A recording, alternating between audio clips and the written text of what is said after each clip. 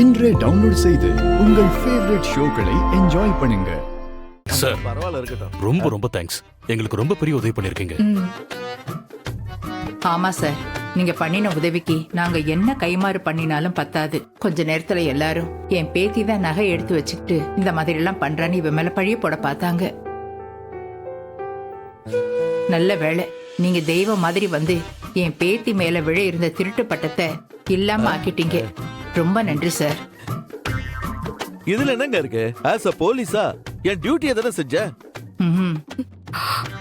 Good job sir, you are so brilliant. எங்க news சேனல்ல சொல்லி உங்களை பத்தி ஸ்பெஷலா ஒரு நியூஸ் போட சொல்றேன். Thank you. அப்புறம் ஐஜி கிட்டயும் உங்களை பத்தி நான் சொல்றேன். டே ரத்னவேல் பாண்டி, பழம் நழுவி பால்ல விழுன்னு கேள்விப்பட்டிருக்கேன். இங்க ஒரு தோப்பே உன் கைக்கு வந்துரும் போல இருக்கே.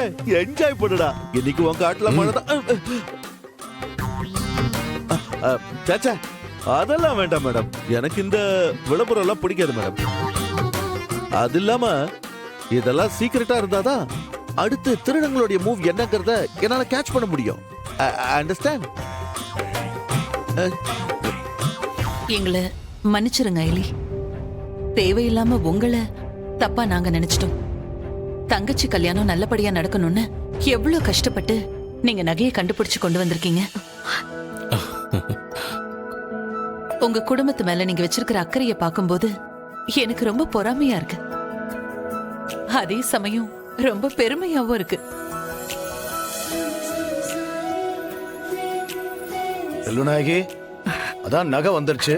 நீ கேட்ட கேள்விக்கும் பதில் வந்துருச்சு. அவ்வளவுதானா? இன்னும் வேற ஏதாவது இருக்கா? என்னங்க நீங்க எனக்கு மட்டும் ஏதோ இந்த கல்யாணம் நடக்கிறதுல இஷ்டம் இல்லாத மாதிரி பேசுறீங்க. நான் என்ன பண்ணேன்? எல்லாம் எந்த குறையும் இல்லாம ப்ராப்பரா நடக்கணும்னு எதிர்பார்த்தேன். அது தப்பா?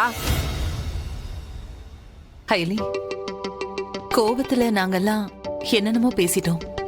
எங்க மேல ஒன்னும் வருத்தம் இல்லையே. சச்சா, அதெல்லாம் இல்ல மேடம். இன்னும் சொல்ல போனா இது நாங்க எப்படிப்பட்டவங்க நிரூபிக்கிறதுக்கான ஒரு சான்ஸா நான் பாக்குறேன்.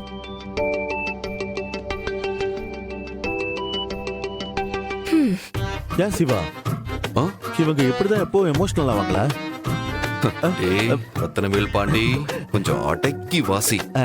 ஓவரா ஆக்ட் பண்ணி மாட்டி விட்டு தொலைச்சிருவேன். என் தங்கச்சி கல்யாணத்துல எங்க குடும்பத்தோட கௌரவமே இருக்கு மேடம். அதுக்காக நான் என்ன வேணாலும் செய்வேன். எனக்கு உங்களை பார்த்தா கொஞ்சம் கில்ட்டியா ஃபீல் ஆகுதா ஐலி? திரும்பவும் சொல்றேன், ஐ எம் சோ சாரி. பரவாயில்ல மேடம்.